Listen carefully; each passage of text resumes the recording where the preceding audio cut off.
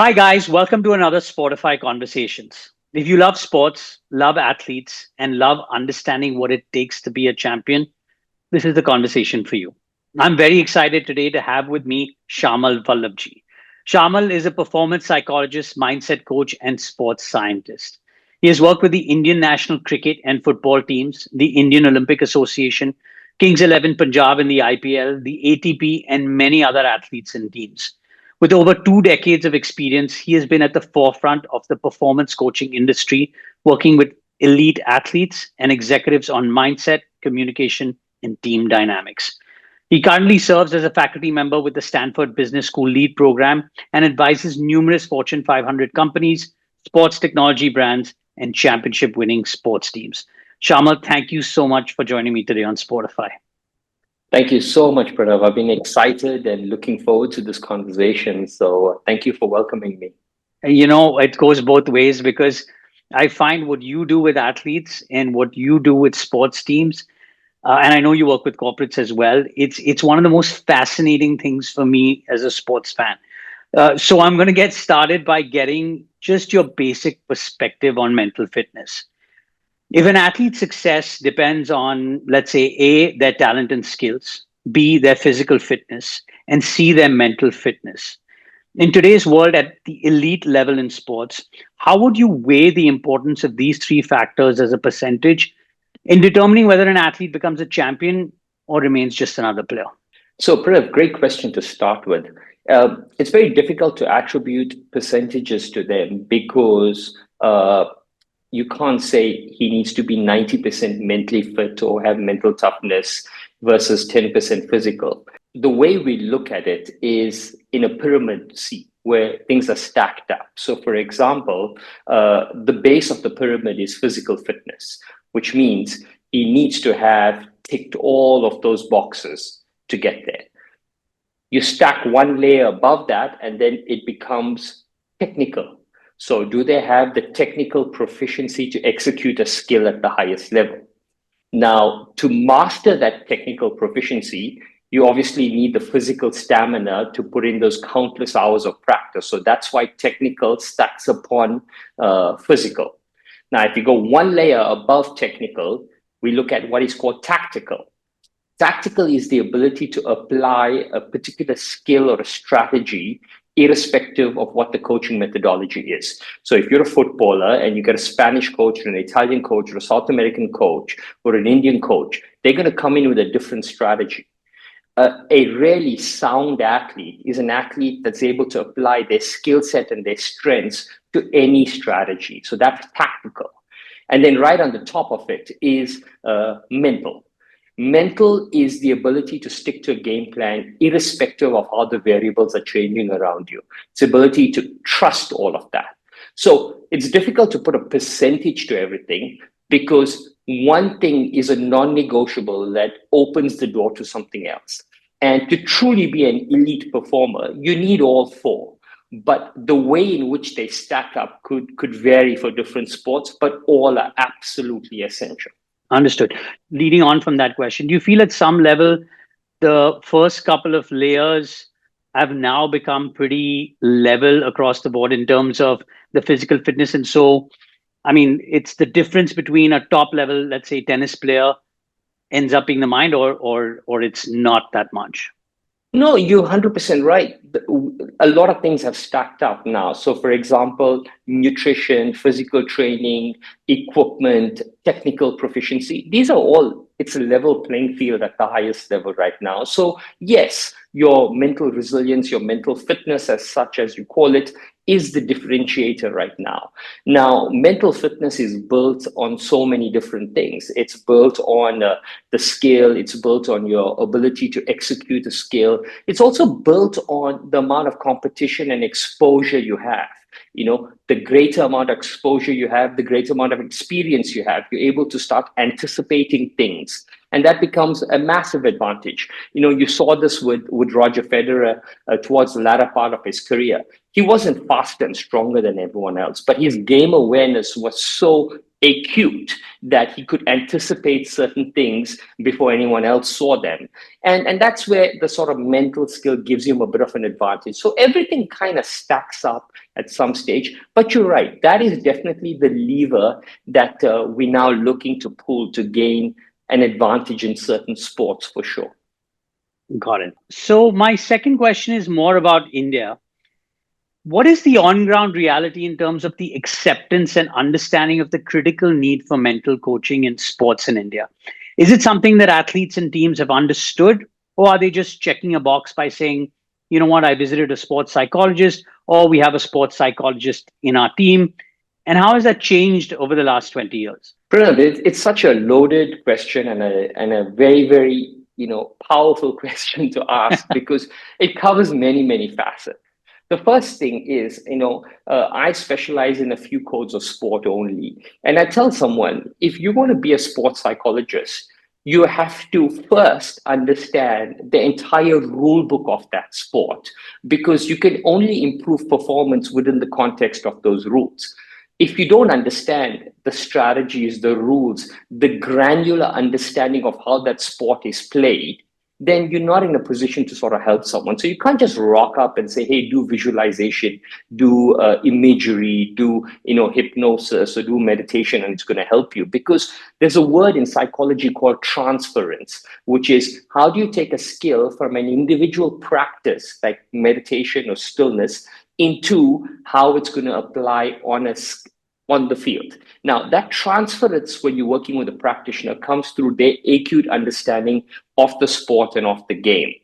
So the first thing is when you look at that question in there, do we have enough practitioners who understand every code of sport at a granular level enough to help an athlete at that peak level? The answer is no.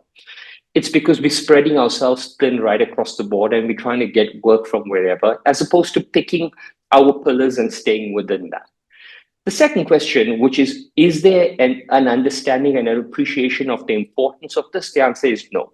We do not appreciate and we do not value it enough.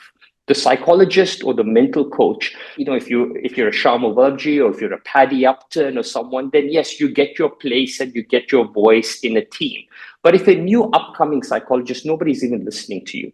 If you're in a game of cricket or if you're in another big sport, you're not getting enough. The coach is kind of imposing onto you, and the coach is playing that due role of trying to play the psychologist. So we've not even fragmented that to the point of what are the guardrails that protect the coach and where should he stay? Where does the coach stay? Where's the physio stay? It's such a myriad right now that everyone thinks they can cover this area. But they can only cover this area up until the point when there's a tragedy, because then it becomes a problem. So we have not got to that stage yet where we've understood the roles, understood the job descriptions, and we've empowered people enough to actually do that job. So are you seeing progress though happening, and is it moving in the right direction, or it's kind of stuck in its own? In certain codes of sport, in cricket, we see the movement towards it by them hiring the people. But it's stuck because when you hire that person's not given the time of day to implement anything. So it's a very difficult question to say we're moving forward. And the reason why I think it's sad is, I was speaking to someone recently and I was saying, if you look at almost every country in the world, any country in the world, the Indian diaspora that are there have worked their way up to probably the best entrepreneurs. They walked their way up to the top 5% in that country. And how did we get there? We got there with hard work, but we also got there because of cognition. We were able to understand where those advantages are. We're able to leverage that cognitive ability to get an advantage. But in the sporting world, we are using a Western blueprint to get success. I still think the success of the Indian athlete on a global sporting stage is never going to be on physical dominance. It's going to be on strategic mental dominance, right? And it's so sad that we've not seen this, that we've not even tried to unlock that pathway. We're not going to beat anybody by being faster than them and stronger than them. That's a losing battle. But we can outthink everyone because we've proven this in every single realm that there is. Why would sport be any different? So I just wish we'd embrace that, embrace our strength as being, cognitively super sharp, being able to connect random dots, to be able to see things from a completely different lens, and just have the courage to try it. Because if we do, maybe we'll crack open a completely different way of which we can outperform. That's just brilliant to hear, because it's very interesting. I never thought of things in that manner, that there is a cultural aspect to strategy in sports. It's not just a physical which is what you're talking about. If I've understood that Absolutely. correctly, yeah. Correct, 100%. That's exactly what I'm saying. Everything is about playing to your strengths. And why have we not embraced our strength in the way we've embraced it everywhere else? We have that cultural strength, and it's been displayed through diaspora in multiple different areas. We need to lean on it. Why not sports? Yeah, Exactly. that's very interesting. A few years ago, we saw a lot of athletes open up about mental health issues that they were facing. You had Naomi Osaka in tennis, Simone Biles, Robin Uthappa in cricket, Michael Phelps, Abhinav Bindra. There were many others. Now, this obviously, fortunately, brought a lot of awareness to the subject. On the flip side, you had a group of people that reacted saying that, you know what, some of these athletes don't even have mental health issues. This is a lack of being mentally fit enough to be a professional athlete in today's day and age with the media and social media and pressures. So, my question here is, what is the difference between mental health and mental fitness? And how do you determine if a professional athlete is lacking mental fitness or they have a genuine mental health issue? So, these two terms kind of bleed into each other a lot. But the first thing we must recognize is, and we found this out as information sort of unraveled itself. A lot of the athletes that you spoke of, for example, the Simone Biles and a lot of the female athletes, we started to see over time that they weren't just dealing with the pressure of performance. They were dealing with the pressures of bad illicit behavior from support staff at the peripheries that put them under a lot of stress. Now, no athlete should have to deal with that. And it's exceptionally sad that they had to deal with that in the shadows. And it obviously got to a breaking point. So when people like this stood out, what that whole era brought in was that we should be having our ears closer to the ground. We should be listening to the signs and symptoms. And when a person says something, we should be doing it. What that brought was really that transition period from where sport was so male dominant that a lot of subtle subjects were swept under the carpet to now we listening a lot more. And now these things are all very, very important. It's critically important. Now, when you distinguish mental health issues from mental fitness, how do we split it up? Like I say, they bleed into each other. They're very subtle. But mental health is your ability to sort of cope with your pressures, and the response of that stress on your body, whether it's impacting sleep issues, whether it's impacting communication issues, depression, anxiety. Your inability to perform is a mental health issue. Your mental fitness issue is your ability to stick to a process or a game plan for a consistent period of time, irrespective of what those outcomes are. So one is impacting performance, the other is your ability to stick to those performance. Okay. And this is, I think, where the caveat sort of splits between each other. Both are integrally important. One will inform the other for sure. That's why I say they bleed into each other. But the truth is that they're two different practitioners that deal with it. I, for example, only work on the performance side. So I cannot be the person who's helping an athlete with his depression and his anxiety. I can help him find clarity of thought with respect to execution, but I can't be the same person talking to him about that. So even within the realm of sport, working with an athlete, Pranav, it's so nuanced and it's so subtle that we have to create room for different types of people. it's scary, isn't it? You would hire a psychologist for a team, and that psychologist has to do everything. He has to deal with the mental health issues, and he has to deal with the family issues, and then he has to deal with team dynamics, and he has to deal with their own performance issues, and perhaps they have any cognitive blocks. He has to sort that out. But the same team would have a batting coach and a bowling coach and a fielding coach and an assistant coach and a head coach. Yeah. Huh? So it's amazing how, and now when I say it like this, it hits us in the face and we laugh about it, but that's the reality, isn't it? In Mm. some areas we understand and respect the nuance in those skill sets, and in other areas we don't, and we expect that if one person can't take care of everything, he's incompetent. And what the languaging has done is it's forced people to bundle so many things together, areas that they're not really competent in dealing with areas that as a result, they're being judged incorrectly. And it's a really, really Mm. sad state for the medical practitioners and the coaches out there, but that is the reality. So is it? I mean, could it be harmful to athletes if they're not given the right attention, or the wrong advice because they just don't have the expertise? 100%. It's absolutely detrimental to an athlete if he's not heard in the right way, not being given the right space, not having the right form of communication. Even the communication, when I work with certain teams, I'm working first and foremost with the communication methodology of the coaching staff to the athletes. Like, for example, I once worked with a foreign coaching staff in an Indian team, and vulgarity was part and parcel of how they spoke. Every certain word was a vulgar word doing that.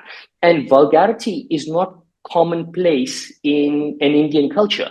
So, especially when a person's coming from maybe a tier two or a tier three city, but have the skill to play at a national level, that level of vulgarity is not there. Now, all of a sudden, when you're articulating everything through that means, the person is not listening to the message. Mm. The vulgarity is taking front and center to it. And then they're starting to internalize the language on themselves as opposed to listening to the message. So one of the key things I'm trying to do is reframe language as a performance coach, starting with the support staff and making sure we all use the same language and we use language that's culturally appropriate. That's the key thing to helping anyone, is when you walk into an environment, you have to understand what is culturally appropriate for that environment for us to truly serve that environment. Yeah, it feels actually there are many layers to this because one is a lot of coaches are ex-players, so they don't have the management training and they don't have the communication skill training, and then you add the cultural bias to on top of that, it creates more complications, I guess. Absolutely. And it brings me to my next question, actually, which you worked with the Kings 11 Punjab. You were the mental coach for Kings 11 Punjab from 2017 to 2019. Now, this is a very short tournament. I mean, it's 6 to 8 weeks. You get limited time with the Yeah. players, with the coaches, especially with the senior players. So, what really does a role of a mental coach in an IPL team involve? And what were the most common issues that young as well as seniors faced during the IPL? So, I mean, the issues are like many of the things you would imagine. Firstly, it's bringing different cultures together, cohesion. The second is it's aligning the language of the support staff with the language of the team and making sure we're all speaking.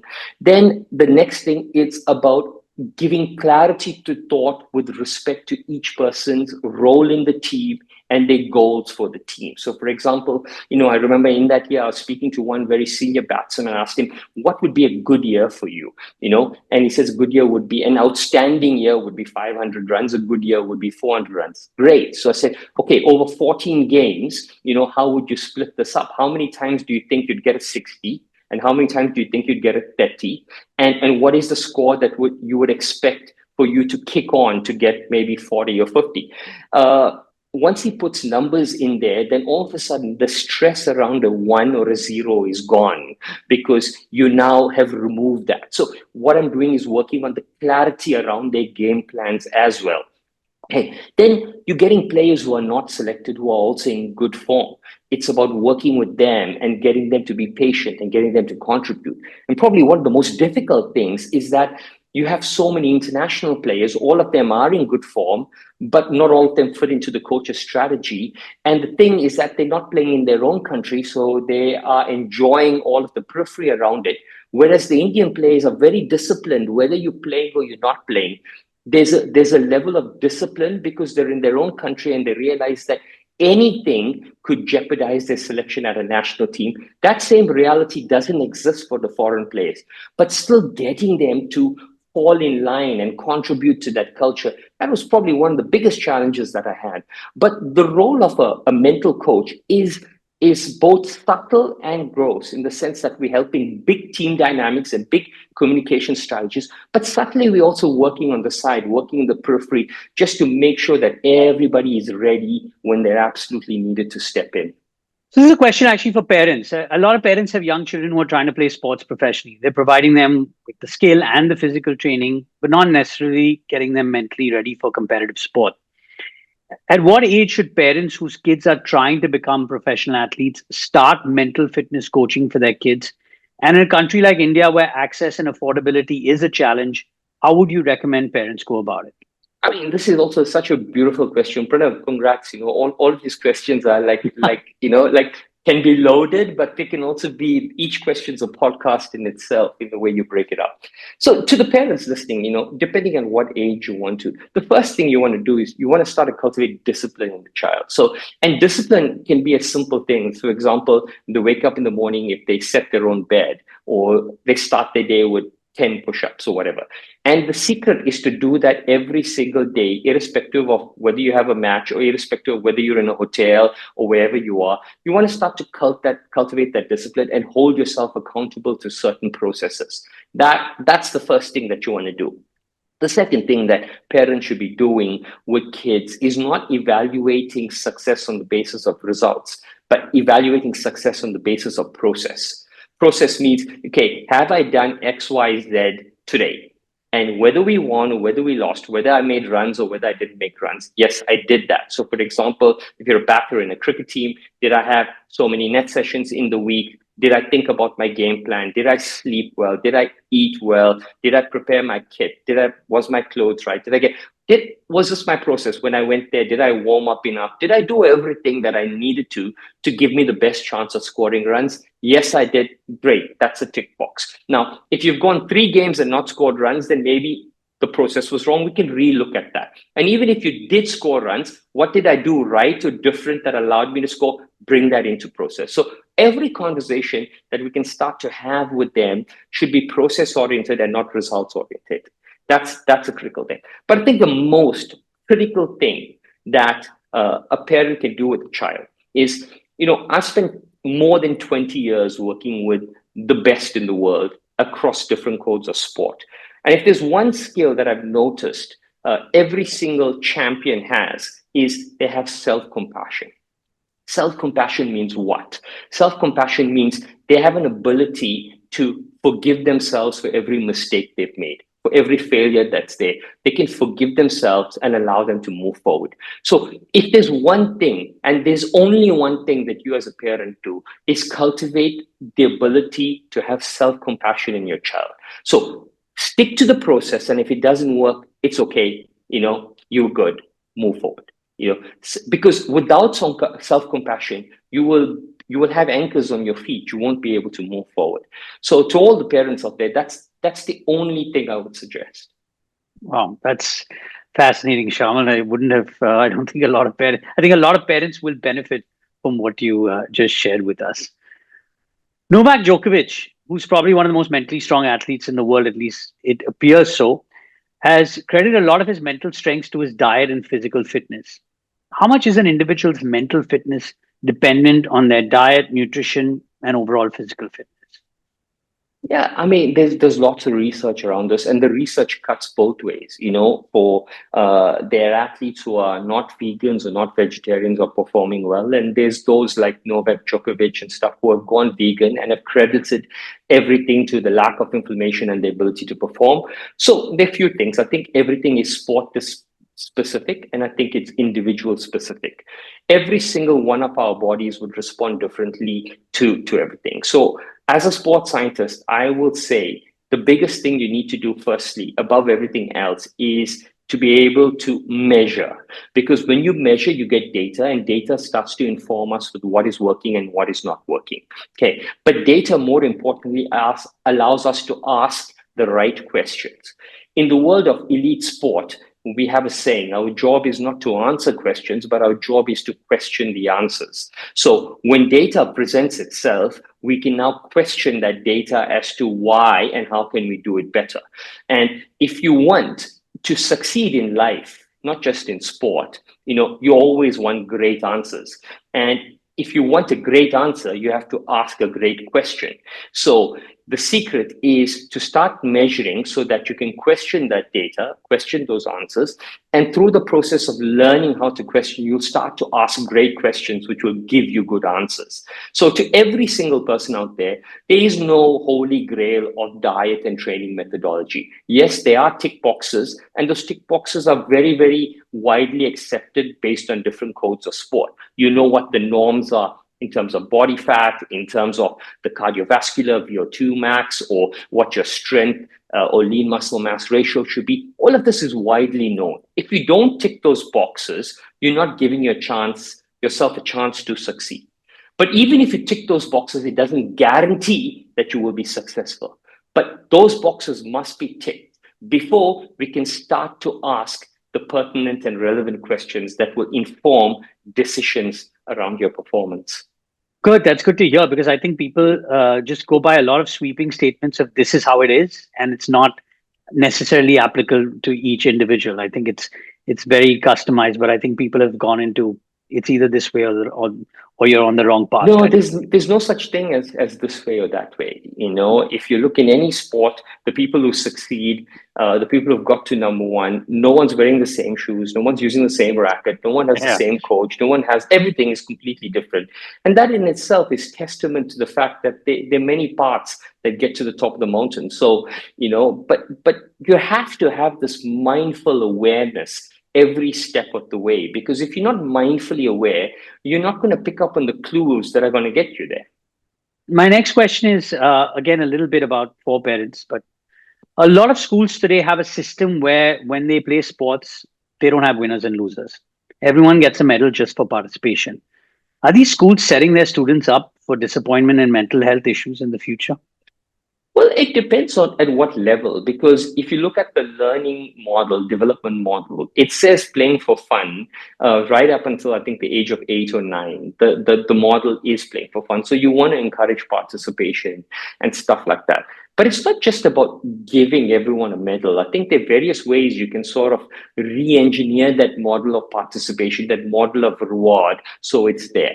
And also what I'm a big fan of is not just giving everyone a medal, but perhaps dissecting those medals into different things so that we're acknowledging certain individual skills that a person's done. So maybe he's not scored the runs, but maybe he's been the person who cheered the loudest. Maybe he's been the person who supported someone else when they were batting. Maybe he's the person who, created all drinks. Or maybe so break it up in a way in which, it's not just, okay, we all showed up, but highlight something, because at the end of the day, one of the core human traits is recognition. Everybody wants to be seen. Everybody wants to be heard. So in that coaching methodology, you want to create opportunities for kids to speak, but you also want to create opportunities for every single effort that they do to be seen. So, I don't have a thought or a comment on whether that's going to lead, or just giving everyone a medal is going to lead to a mental health issue. But I do have a suggestion on how we can amplify this model of rewarding participation into a more nuanced way so that everyone feels like a winner in the true sense of it. Understood. Actually, I think that's a great suggestion that I think a lot of educationists could implement quite immediately, actually, which I don't know if it's being done.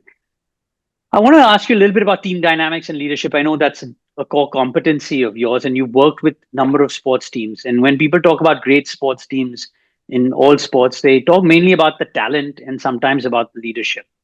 What makes a great team dynamic and a great leader in sports?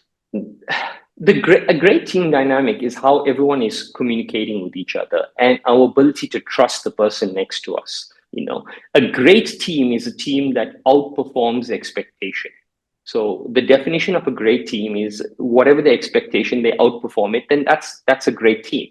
So what are the fabrics that make a great team? The few things are: one, for example, mutual accountability is critically important. Competence, so complementary skill set is very, very important. Everyone with the same skills not going to make a great team. So complementary skills, mutual accountability, strong leadership is very, very important. And then they say candor. Candor is very important, where you're creating an environment anyone can say whatever they feel like, whenever they feel like. So these are the variables that sort of make a great team. Can you engineer these? Yes, you can 100% engineer all of these variables in there. Once you get these things going in here, you've created sort of a fabric for a great team to rise up around there. Now, what is the role of leadership? I've worked in teams where what I've seen is two strong leaders will struggle to fit into a great team. So a strong captain and a strong coach will always clash with each other. I've seen the best teams are where someone has what's called quiet leadership. They trust their position, they're able to sit in the back, but they're able to bring force and fuel to everyone and allow them to rise. In a great team, the rising tide will lift all ships. So every single person can articulate a growth path for them where they're getting better. That's also a very, very good and a great team.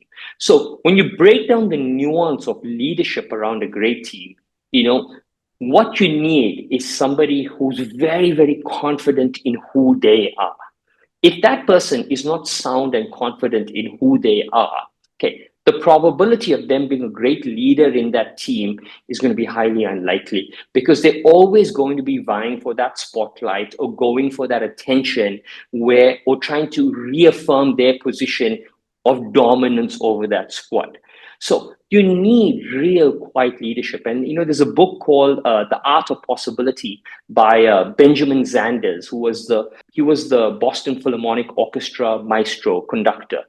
And he coined this term called quiet leadership, because in his book, he said that, everybody comes to an orchestra to listen to music, but yet I'm the only person who doesn't produce a sound. So what is my value? And he realized that his value is in the sound that everyone else produce around him. And he coined that term quiet leadership, where he says, as a leader, my job isn't to be loud. My job is to be quiet, but allow everyone else to make the sound that they came to make. But to do that, you have to have trust and conviction in yourself, and perhaps even maybe the support system around you. Yeah, so it's a high self-esteem position for success, I guess. Yeah. Absolutely. Who's the most mentally fit athlete you have either worked with or seen over the years, and what made them so mentally strong? Yeah, I mean, it's tough and it cuts in different ways. You mentioned one already, Djokovic. We were on tour for the longest time, and he's supremely great. But the other one is obviously Rafa. We spent some time on tour. Rafa is so mentally tough and resilient, and one of the amazing things about Rafa is he just accepts full accountability for every single thing in his system, every single thing that is in his entire ecosystem. He boiled it down to himself and accepting full accountability and responsibility to how everyone showed up, how we pushed them, how we did that. And that was really one of the key traits that make those people great. In team sports, you see a few people. We've seen Virat Kohli, highly, highly disciplined. We've seen the transformation that he's gone. Someone that's not given enough of a spotlight, but I think he's so mentally strong. Someone I have the privilege of working with also is six-time boxer Mary Kom. Absolutely extraordinary woman, mother of four, brand ambassador to so many, role model, politician in parliament, and at the same time straddling all of these roles, but went on to have the world championship 6 times. So truly, truly exceptional. And the other person who I've mentioned many times in podcasts, who I have a lot of respect for in how she dealt things, was Sania Mirza. Sania was India's truly first real female sporting icon who was absorbing so much of the stress and pressure of representing India, but also being that first female of Muslim origin playing out there, which came with its own bunch of stresses. But the way she navigated all of that with the grace and decorum she did it, I have so much of respect for her. So, Pranav, to answer your question, mental toughness is not necessarily about the results they produced and where they got. When I answer this question, as you see, I'm answering it because I'm taking into account the massive ecosystem that they are supporting, that they're propping up, and everything that they need to deal with. Someone else may have achieved more, but needed to deal with far less. How do we weigh it up? It's very, very difficult. But my advice to everyone, when you're looking for a sporting hero, when you're trying to answer questions like who's the most mentally tough person, start to skew our lens, not to the rankings that you see on the internet, but start to look at life holistically, because everything needs to be factored in for performance to truly be respected and for performance to truly flourish.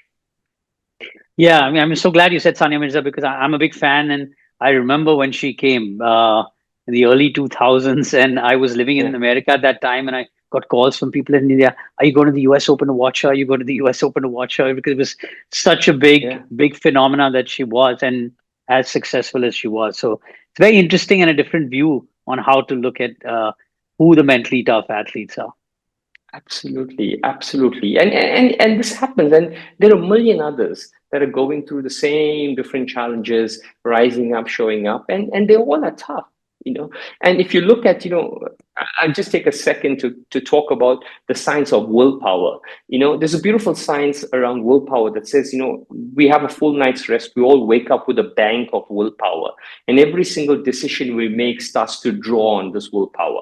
Now, when you look at everything through this lens of willpower, and you look at someone like a Sania Mirza who had to deal with so much, or a Simone Biles who was dealing with so much that no one could see, before they even got to the mat or the court, their willpower was depleted because they had to show up strong against so many other things. When you look at things through that lens, you have true respect for how mentally tough they were and how much they achieved. Yeah, wow, that's interesting. I want to move on a little bit and step away from the professional athletes, Shama. And this is now a personal question. A lot of us amateurs, we play golf, paddle, badminton, and tennis tournaments in our local communities and clubs. What should athletes, and I'm using that word very generously about myself, but athletes like me do to make myself mentally fitter and stronger for my local club tournaments? Are there exercises or books that you recommend for us? There's tons of books on mental toughness, but I think the first things amateurs need to do is they need to split up practice time versus performance time. So most people, everything merges into one. The only time you walk on a golf course is when you're playing a round of golf. Or if you're going to the range, you'd go once a week, if not, which is not enough practice for you to truly get better on the course. So you need to have perhaps by a ratio of 5:1, the amount of practice time versus competition time for you to truly see results on the competition side. The second thing is that, I spoke about compassion, and I said, be cognizant of your reality. So for example, if you don't have time to put into practice, don't be hard on yourself with the results. Once you're cognizant of your results, you'll start to have a little more enjoyment and a little more fun. And fun and enjoyment is stimulating the parasympathetic nervous system, which is relaxing. And if you relax, then your chance of performing increases quite significantly. So self-compassion stimulates vagus nerve, parasympathetic. It's also giving you a great chance. So the first thing is be cognizant of your reality. Try to get more time into sort of practice. Once you start to get more time into practice, start to carve out specific skills that you practice for 5 to 10 minutes at a time. So you're giving those skills a chance to get better. And then the last thing I would tell amateurs to watch is watch yourself. Most amateur people don't know what they look like playing a sport. And just by watching yourself, you'll get so many clues as how ugly that movement looks, or how bad it looks, or what you should be doing to correct yourself, or where you're striking the ball and things like that. The more you learn to watch yourself, the more that becomes second nature. that in itself will start to inform you about clues that you need to do. And all of you are smart enough to make micro adjustments that would correct those flaws and get you better. So this is simple things that anyone and everyone can do. I think most of the golfers at my club need to learn self-compassion. We are we are very brutal on ourselves, and also a sense of reality of practice time Yeah, versus what we do on the course. Shama, yeah. this has been one of the most interesting conversations I've had. I thank you so much for joining me. I really Thank appreciate your you. time, and we really enjoyed it. And I'm sure all of my viewers would enjoy it as well. Thanks a lot. Thanks a lot. Pranav, thank you so much. It was a beautiful conversation. Thank you. Thank you.